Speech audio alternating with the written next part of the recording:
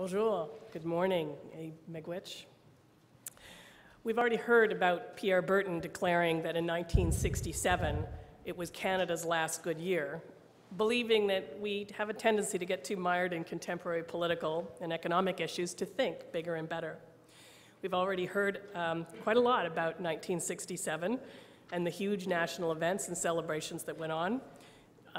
In addition to those that were already mentioned, there was a new flag, there was the Centennial Train, and there was just an explosion of festivals and centennial projects. So much so that it remains the central reference point for how to organize a national celebration here in Canada, and so much so that certainly in my conversations with people so far, most of them simply are suggesting we just relive those halcyon days of 1967. Here in Winnipeg, we've already mentioned that there was the Centennial Concert Hall and there was the Pan Am Games, but it was also the start of Folklorama. So we have a lot to live up to. Today we're here to discuss projects that we want to undertake as a community besides the 150th anniversary of Canada. So let's think big, as Pierre Berton would probably say, or have said. Of course, what interests me is history. Most of the ideas that will be expressed today will have to do with the future. Each generation wants to put its own imprint on the future, and that's quite normal. However, we tend to think about the future and forget about the past, and that's rather ironic. The future starts actually today, right? So why wait till 2017? Compelled to mark all of our new beginnings on anniversaries that are in the past. I believe it's because we like to benchmark ourselves with time. We can measure how far we've come, and in doing so, make better estimations about where we can and where we need to go in the future. But Canadians have a very difficult time establishing these benchmarks because they just don't know a whole lot about their history.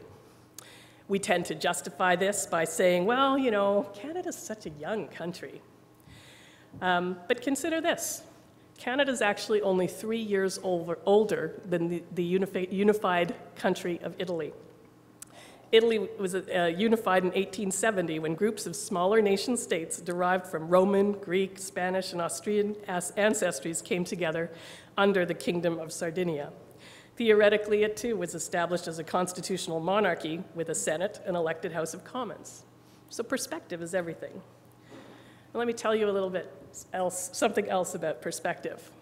Early in my history career, I worked on those heritage minutes, those 60-second history commercials. And from time to time, we would organize big events to launch the new episodes that we created.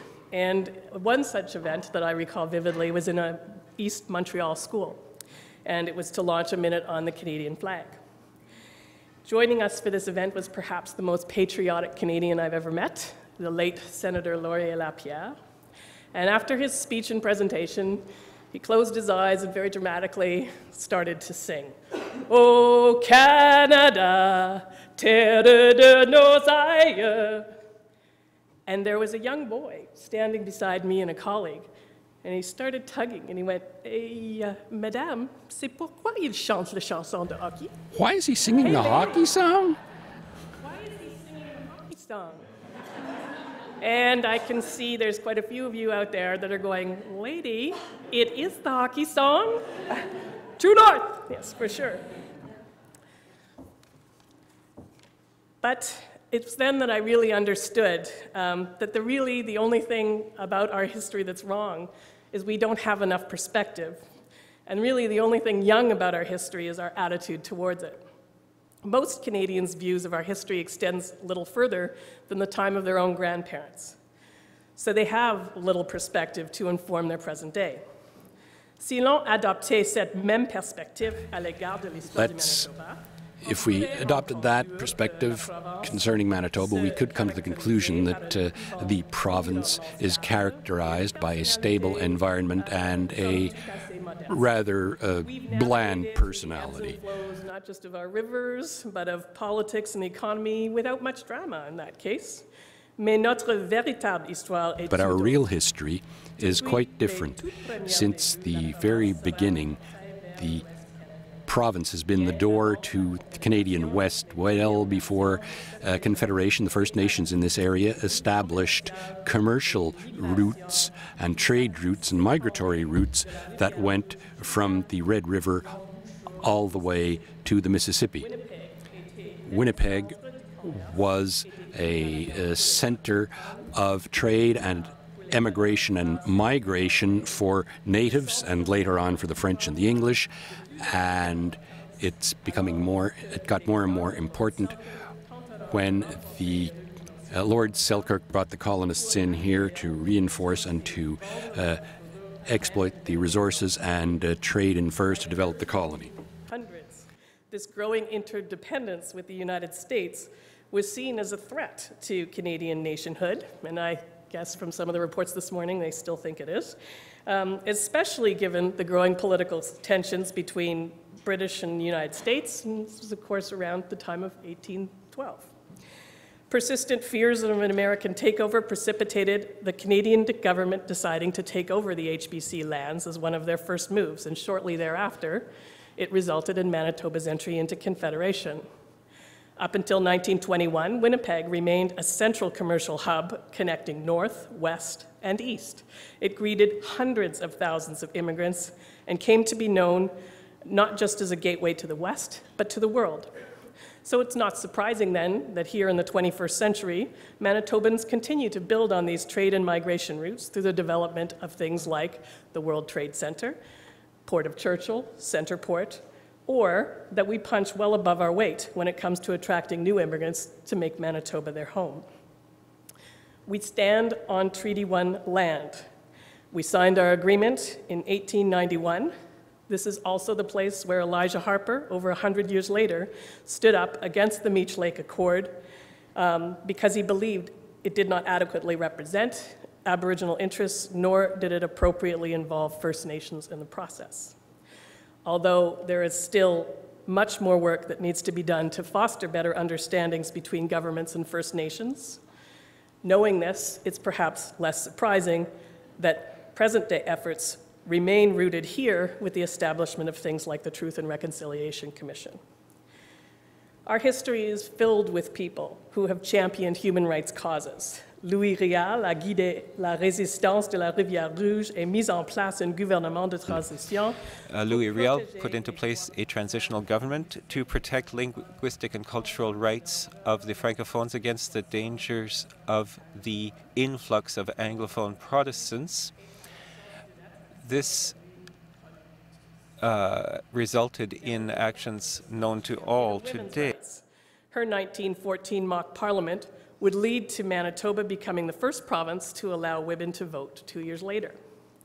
This is the home of the Winnipeg General Strike, one of the largest organized labor uprisings to secure fairer working conditions in the history of Canada. One man, J.S. Wordsworth, would be among those imprisoned for writing in support of the workers. In the years following, as drought and depression took hold on the prairies, Wordsworth would go on to form the Cooperative Commonwealth Federation, the precursor to today's NDP.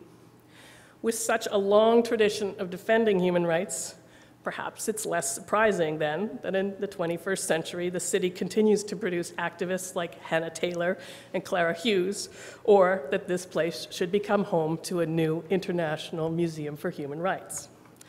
Indeed, even weathering the ebbs and flows of our rivers can be traced back and attributed to Duff Roblin's audacious plan to construct a 47-kilometer floodway beginning in 1962. Before it opened in 1968, on time and on budget, he would remind us, the project had moved more earth than it took to construct the Suez Canal. And I'm sorry to say I can't really explain the weather at all. But I just say all this because I want to point out it's not that we don't have a history. The truth is we actually have many histories, and therein poses another challenge. Major criticism I often hear, especially among younger students, is that the history we tell in school, the history we imagine, has nothing to do with them.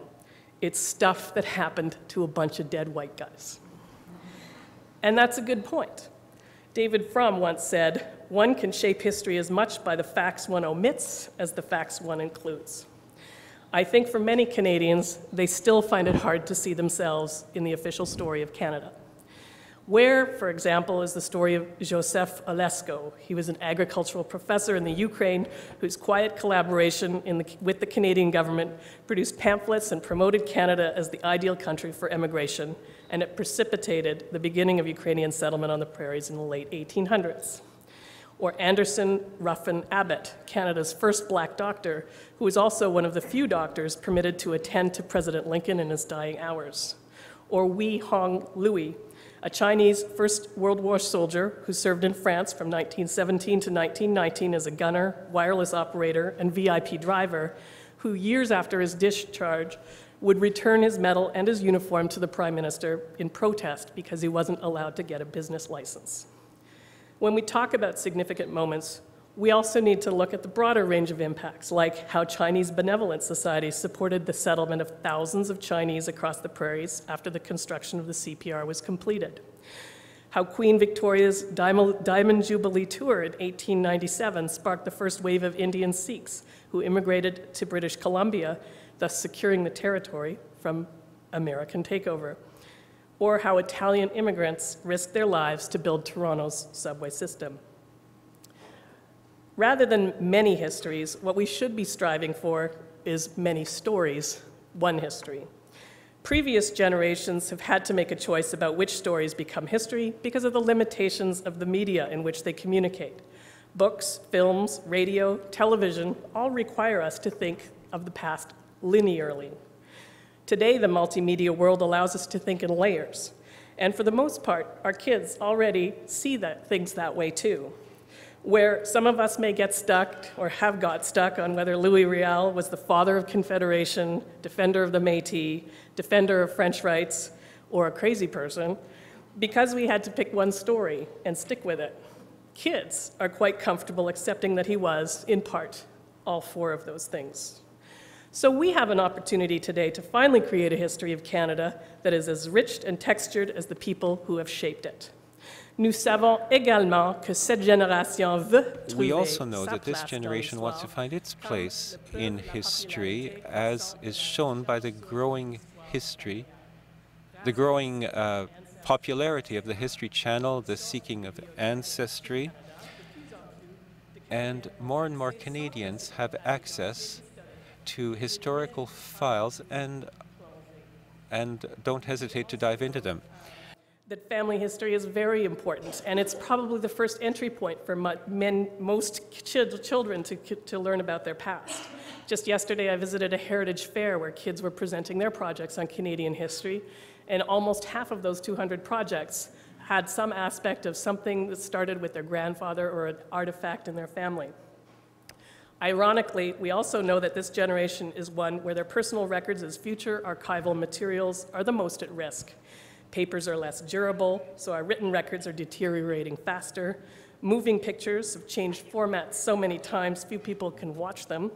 And photographs, of which we all have probably taken more than any other generation, are precariously stored on Facebook or plastic discs.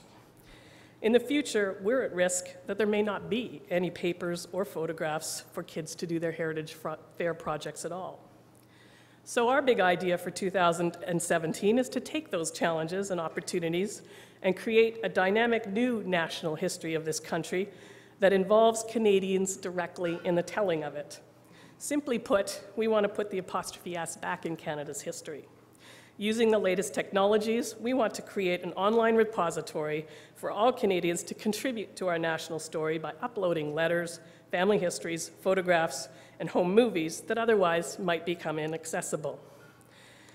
Les participants recevront une copie numérisée de leur recueil de la famille. You can seek a digital copy and be able to talk about your history. This project is going to be assisted by authors and historians of Canada and people who are very knowledgeable in digital texting to ensure the continuity of this living history. However, the real jewel of the collection will be individual stories contributed. be able to create professionally produced and narrated documentaries that could tell the story of communities like Winnipeg, or conversely explore broader themes and topics that affect us all as Canadians. The materials would be available online, but we would also hope to create opportunities to showcase them as a series of movies that premiere in regions across the country throughout our sesquicentennial year. Between now and 2017, there are a number of significant national anniversaries from our past, including the centennial of World War I, the 100th anniversary of securing the right to vote for women, and the 70th anniversary of World War II, to name a few. This gives us a wonderful opportunity to build such a project slowly. Over the past 6 months, our staff, led by Editor-in-Chief Mark Reed, has issued a call out to Canadians for letters and images related to the Canadian experience in World War I. We've been overwhelmed with hundreds of responses from people who are sending in boxes of material. We've asked some of Canada's leading authorities about the Great War to contribute essays for the book that will be published next fall, entitled The Canadian War Album. As the book is launched, we hope to encourage more Canadians to continue adding to the story online. The end product will tell a story about the Canadian Great War experience that has never been told, or at the very least, seldom remembered. This is the kind of history that only we together can tell. It will allow us to look at our relationships with each other, explore our customs, our values, and see ourselves for how we were and how we are now. Having a truer picture of where we all belong in the story of Canada will be an important anchor to help orient us about where we can and should be going next. It still won't be perfect or complete. It will still be contested, but we will all see it as our own and something that we want to keep contributing to. What a wonderful gift from Canadians to celebrate our first 150 years together and create a legacy for the generations to come. It could well be that 2017 is Canada's next great year. Thank you.